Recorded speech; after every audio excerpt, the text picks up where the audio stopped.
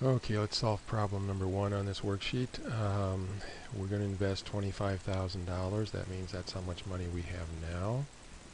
So let's put 25,000 there, and it's already formatted for us. We're not going to add anything to it. That's our payments. Our payment's going to be 0.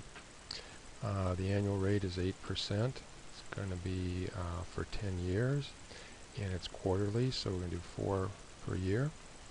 Our rate per period is going to be equal to the annual rate divided by the number of periods per year, so it's 2%. Total number of periods is going to be the number of years times the number of periods per year, so we should get 40.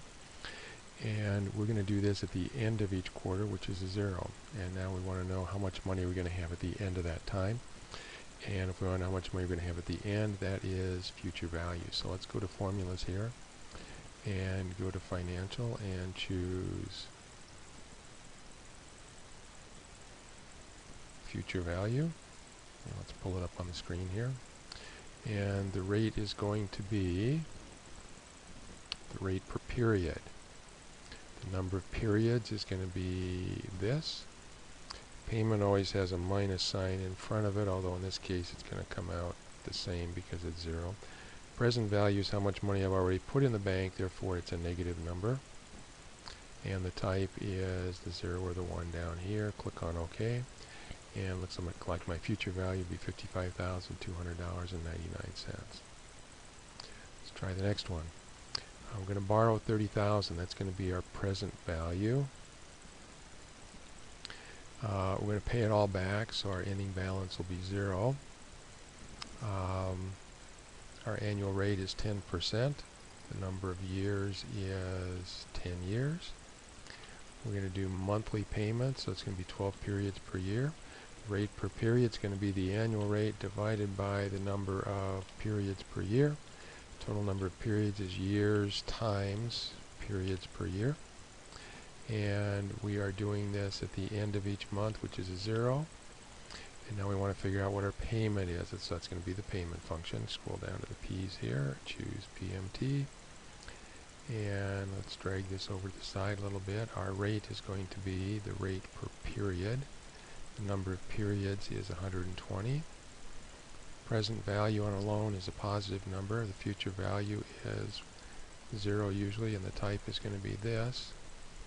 And that's our payment. And now let's scroll down and do the last financial functions question here. Currently have $50,000 in the bank, so that would be our present value. We're going to, our goal is $200,000. Our monthly savings is $200. That'll be our payment. The number of years.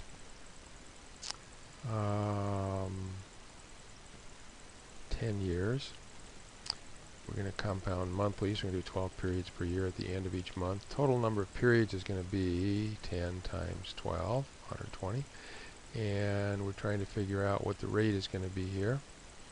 So that's going to be the rate function. And we got to remember that's going to give us our rate per period, which in this case will be the monthly rate. Number of periods is 120. The payment is always negative. Put a minus sign in front of it. It's 200. Present value is how much money we've already put in the bank, so it's like the sum of a bunch of payments, which are negative. Future value is 200,000, and the type is going to be 0. Click on OK. And that gives me my monthly rate, but the question is almost always to find the annual rate, so I need to take that and multiply it by number of periods per year, and I get 11.40%.